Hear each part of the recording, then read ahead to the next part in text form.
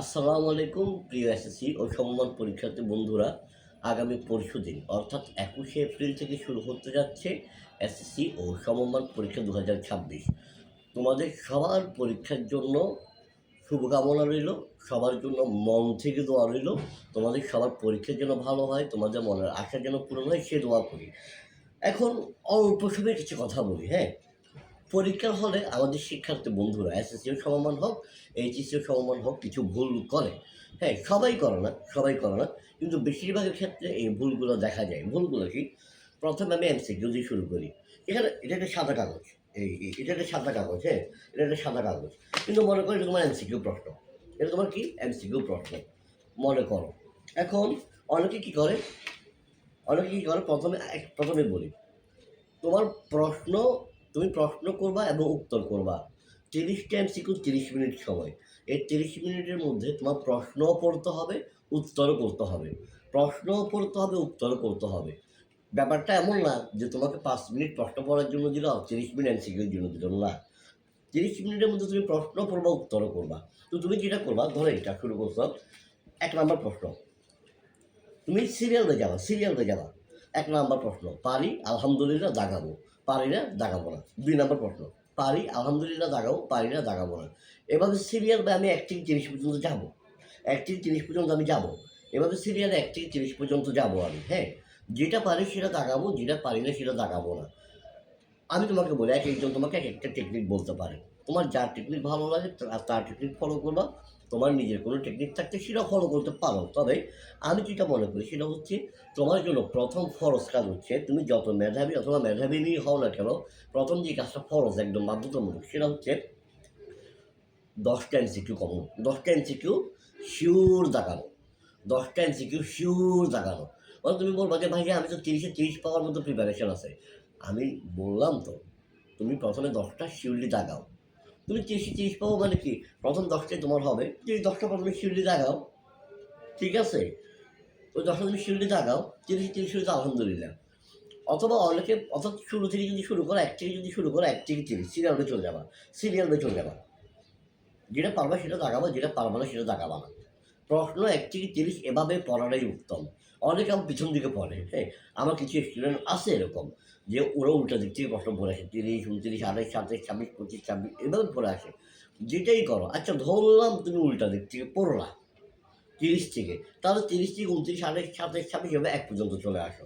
যেভাবেই করো, সামনে বলো, তুমি যেভাবেই করো না কেন, তুমি একবার এক সিরিয়ালে সব পড়তে থাকো। তুমি ১-এর পর ২, ২-এর পর ৩, ৩-এর পর ৪ এভাবে যেতে থাকো। এভাবে প্রথম দফায় তুমি মনে করো ১ থেকে ৩০ পর্যন্ত গেলা, অথবা ৩০ থেকে ১ পর্যন্ত আসলা। তুমি পারছো কয়টা? ১৮টা। সময় গেছে কয় মিনিট? ১৮ মিনিট। এখন তোমার হাতে ১২ মিনিট সময় আছে না? ওই ১২ মিনিটে যেগুলো দাগাও নেই ওগুলো আবার দেখো। যেগুলো দাগাও নেই সেগুলো আবার দেখো। পরীক্ষার হলে একটা কাজ করবা না। সেটা হচ্ছে, তোমার কিন্তু সময় ৩০ মিনিট। তুমি যেটা পারবে সেটা দাগাবে, যেটা পারবে না সেটা দাগাবা না। হ্যাঁ, আমি একটু চিন্তা করলে পারতে পারি এরকম প্রশ্নগুলো আমি পরের জন্য রাখবো। পরে মানে কি, আগে আমি যেগুলো শিওর পারি, ১০০% শিওর, ১,২০% শিওর, সেগুলো দাগাই ফেলবো। যেগুলো আমি একটু চিন্তা করলে পারবো সেগুলো একটু পরে দাগাবো, সমস্যা নেই। আমি আগে ১৮টা, ২০টা, ২২টা আমার কমন করতেছে, আমি ওগুলো দাগাই ফেলি। এরপর আমি যেটা একটু চিন্তা করলে পারবো, এটা নিয়ে চিন্তা করবো। প্রথমে আমি সিরিয়ালে দাগাই ফেলবো। এটা এমসিকিউটা গেল। তুমি যদি একটা এমসিকিউ বেশি সময় নষ্ট করে ফেলো, তাহলে তুমি বিপদে পড়তে পারো। আগে তোমার যেগুলো শিওর সেগুলো সিরিয়ালে দেখাই ফেলো। এবার আসো সৃজনশীলের ক্ষেত্রে। সৃজনশীল লিখিত প্রশ্নের ক্ষেত্রে আমি সৃজনশীলটা বলি।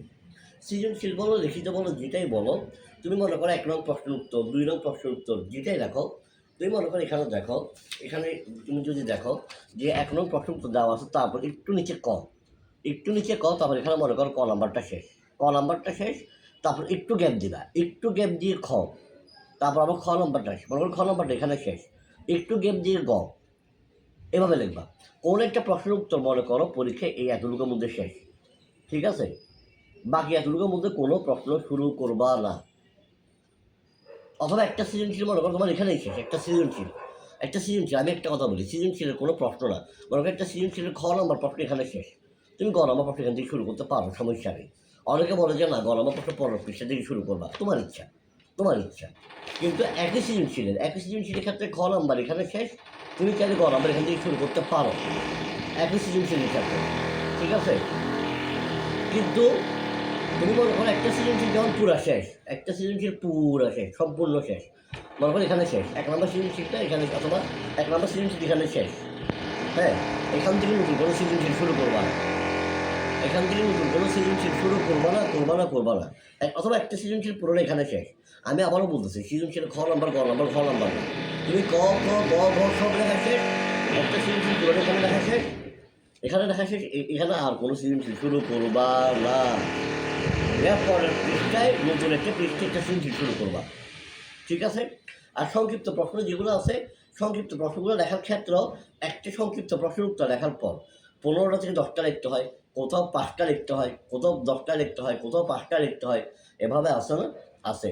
আবার কোথাও কি 2টা প্রশ্ন লিখতে হয়, যেমন বাংলায় কিন্তু তোমার 2টা প্রশ্ন লিখতে হবে, উপন্যাস থেকে একটা, নাটক থেকে একটা। তো তুমি ওই প্রশ্নগুলোর উত্তর লেখার ক্ষেত্রে একটা প্রশ্নের উত্তর, ওটা কিন্তু সৃজনশীল না, একটা সংক্ষিপ্ত প্রশ্ন লেখা শেষ, মিনিমাম 1 ইঞ্চি গ্যাপ দাও, 1 ইঞ্চি গ্যাপ দিয়ে 8টা সংক্ষিপ্ত প্রশ্ন উত্তর লেখা শুরু করো, ওইভাবে করো।